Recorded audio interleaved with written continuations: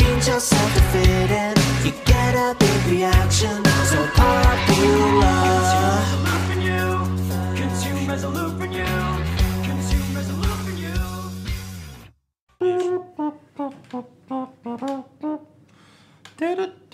Oh fuck, he's done it again. Oh, it is Clemens that. He's done it again. What?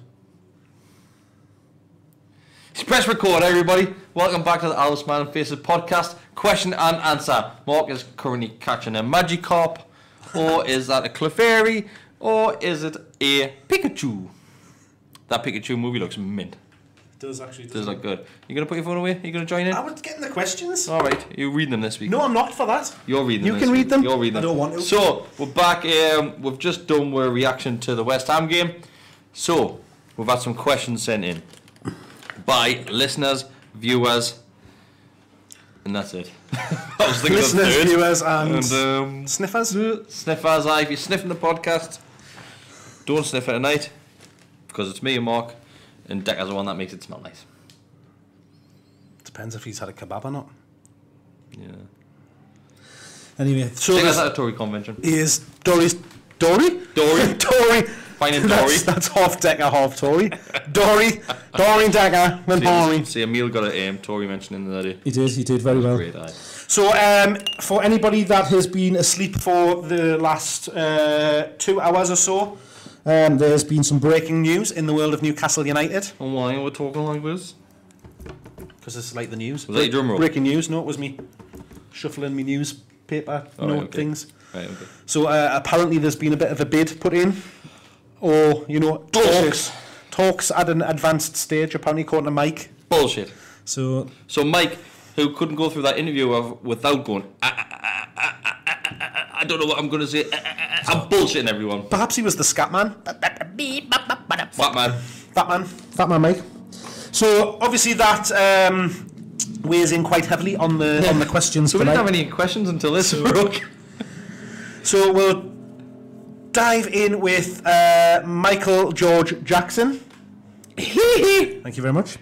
Do you lads think that the Decker's not here. Tell me that he knows him. Decker normally tells that's what he knows. Decker's mate. So we're about episode 40 odd, and Decker still tells me that he knows Michael Jackson. Hi, Decker's mate, Michael George Jackson. MGJ. Hashtag. So do you lads think the fat man's takeover talk is just another scam, not to give Rafa any money for January? Also, what does Rafa see in Perez that we don't? Right, so I'm a hopeless romantic, and I always believe there's going to be a takeover. We do, don't we? We live in hope. It does reek of the boy that cried wolf. We're here this time Ashley. last year. It's Mike Ashley. He does it every January. So there's always talks, and this time he said, they're at an advanced stage further than they've ever been before. I think he's full of shit, but I still cling on that tiny bit of hope. I do. I hope it's true. I hope he goes. A couple of the media and press guys have came out to say that they'd heard stories kind of around about that there might be people interested in that kind of thing. So there might be some substance in it, but as I said this time last year, I'm not going to get my hopes up because ultimately Moonface Stavely didn't come through with the goods, and if you're going to describe Stavely's face, I wouldn't describe it as a moon face. It's very flat. But like a moon's round, like. No, like a moon face. I was thinking round. But flat. I've never been on the moon. Round. Like a full moon. I bet it's not half round. Moon. Don't start about Jaffa cakes again. Right? Exactly. So I don't know. We'll see what the next couple of days brings. Whether there's any more new comes out of it. But the second part, as I say, what does Rafa see in Perez that we don't? Can I just remove anybody that thinks Perez has got anything? Because I've even seen people defending him in the last couple of days, saying that he kept us up last season. Did he fuck? Do you know who cuts his hair? I don't. Who cuts his hair, Chris? His brother. Oh. I see. How much, no matter how much stick I give Perez, how much I dislike him and stuff like that, I do think the reaction to the fact he got substituted was ridiculous. Yes, we didn't really touch that on the last podcast. So apparently there's more boos when he went off. So I might have gave a silent thumbs up when he went off, but I didn't boo or laugh or cheer. Those weren't your thumbs. Macam thumbs. That's what I'm saying. I was giving him a thumbs up. Well done. So yeah, it's not the first time this season. Last time he came on, scored a goal and stuck his fingers in his ears. Which we talked about. Since just then, before. he's had his fingers up his arse. Well, not since then. Since then, before then, the whole time. During then. So yeah, I think we're all at a stumbling block with why it comes to what Rafa season. It's coming to a point now where he needs to decide what he wants to do if he wants to make a success of his time here at Newcastle, he needs to really up his game. And Ayo Perez is how much gone in January. I could see that now. Transfer request in. Wouldn't surprise us. Heard it here first. Breaking news. I thought that as well. Like because of the reaction, he could spit his dummy and go. And would I be sad to see him? No. Shock. Goodbye. It was expecting everyone to be shocked at that. Like, couldn't care less. Off your pop. Off your pop, sunshine. Anyway, enough of next. That Thank you, Michael George Jackson. Spaghetti-haired, greasy twat. Not Michael George Jackson. I don't know if he's got a left-ass decker. Doesn't look like he I has. don't think Perez has got spaghetti here either. He has. Chris, MUFC Chris. I thought he was talking to me there. No, he spells it correctly. What? Do Shelby and Lascelles walk back into the team for Wednesday night's game? No. I wouldn't either. I wouldn't take Neither of them. Put them back in. Back on the bench. So Did Lascelles make the bench at the weekend? Yeah, hi. He did. Huh? So yes, I understand the lads at the back had a bad game, but their attacking front three had great games. It's very harsh to drop someone on the back of that performance because I know Shaw did get pushed off the ball quite easy at one point. He did by Anderson to Woods for the third goal, wasn't it? Yeah. But give them another game. They've been so good for the last handful of games. It'd be very harsh to drop. I wouldn't. I'd because I'll be sure stick with them. They've done very, very well up until then, and it was a tough game. They won't have the same sort of problems against Everton as they did against West Ham. I would envisage. So Everton's on a good. I know they lost to Derby, but they're on a good run of form. They're up. Where the sixth? Yeah, reasonable. Sixth in the league. Yeah, they grind out results, don't they? Yeah. So I don't know. In regards to Shelby, nah. I mean, as he hasn't done anything wrong. As I mentioned in the kind of the West Ham chat there, I just think we went too slow and too negative when he came on, and that's not what we need. I would potentially see we're swapping back to kind of the way that we're lined up against Burnley. Do you think? Just because it gives us that more opportunity to break, it'll allow us to provide more service to I was going to say front two, but really to Rondon. Thing is, Richie's obviously going to be suspended for that, so we need to get him replaced. There's a question later on. Question about that. Just go down the list. We'll get to that when we get to it. So if Mutu's fit, he'll be on the bench. He was on the bench at the weekend, but he might be on the bench on Wednesday. Rafa's not going to put him straight in that team, is he? No. So it's going to be Perez starting again. He should if he's fit enough. I would rather see him. I'd rather see a half fit Mutu than a shit Perez. So, but it's Neil John, NUFC that sends in who should replace Richie against Everton, and he's plumbing for either Atsu or Murphy. There's no one else, is there?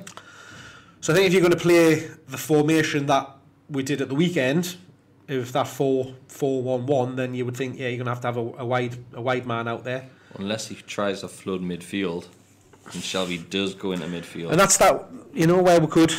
To be fair, I was surprised that as the game went on and with the substitutions that were made, that we didn't go to 3-5-2 on Saturday.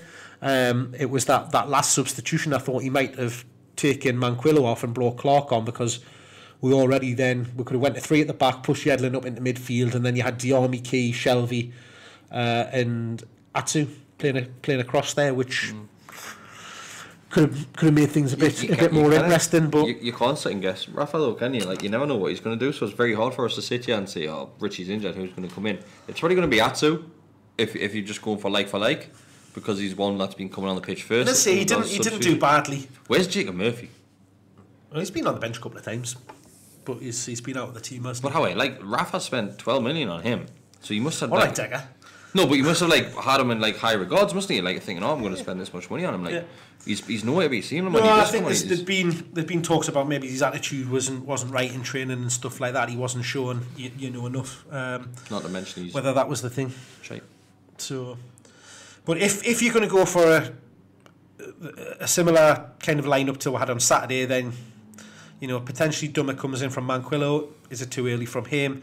Richie, you've got to swap it. Does he take, maybe stick Kennedy out on that side and drop Perez onto the left, and then have, somebody up in between? I don't know. You could even you could push Kennedy into that number 10 to play in behind, give him that bit of freedom.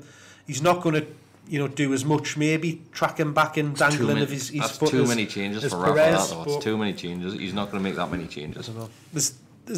There's one change that definitely has to happen, which is Richie. If it was me, I'd like us to go back to the lineup we had on Monday, and play that 3-5-2, and then the left.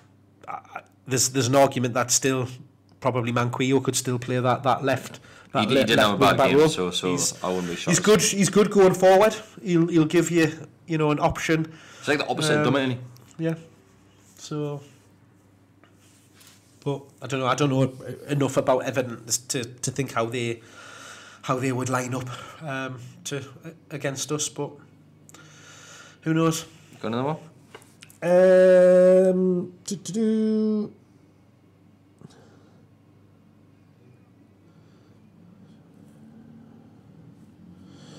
So Blood Meridian asks, should the grey wolf be reintroduced to the Scottish Highlands to help cull the deer population? Yes.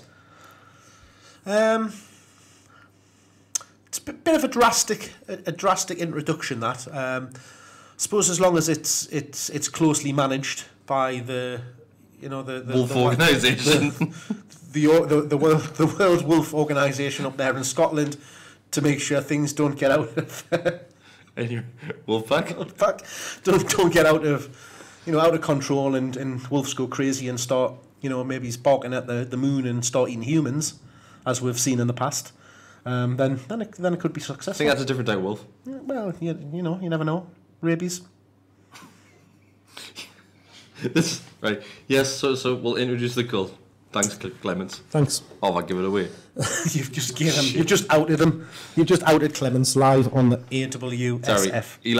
Sorry, Blood Meridian. You'll have another account next week. That's him getting reported again. Ryan asks, dear AWSF Another dear podcast. No. Dear, okay. Dear with an A. Do you think Lascelles' recent interview has changed people's view on him? E.g., now we see him as a fourth centre-back when before the interview he was everyone's first. So the interview which he's talking about is the Mike Ashley's a good guy or nice guy, whatever he said. Yeah. I don't think an interview's got much to do with it. I think that the fact that Charles just came in, he's performed better than what Lascelles is. I think it's just simple as that. Yeah, we've sat here the last few weeks, everyone said, based on performances, that he's slipped down the pecking order. And it purely for that, I couldn't care less really what he says about Ashley, whether he likes him, he hates him, as long as he goes onto the pitch and does a good job and performs well. That's all I care about. I'll be disappointed if I see Lascelles come straight back in that team. Yeah. I'll be honest. Like, Sean Fernandez has been playing well. Yeah, they have. I think if he's going to do it after a 3-0 loss, gives an excuse. Yeah, it's an excuse to do it, to bring it in. But based on merit of performance and stuff like that, then probably not. Yeah.